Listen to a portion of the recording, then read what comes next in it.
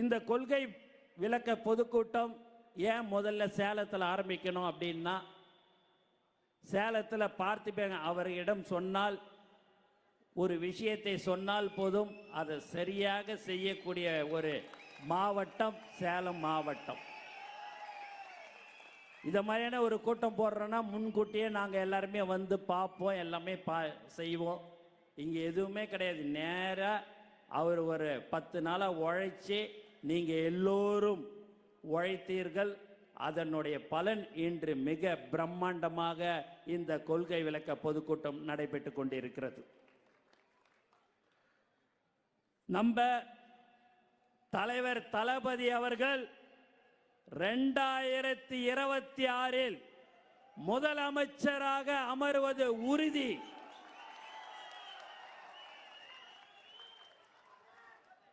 அதற்கு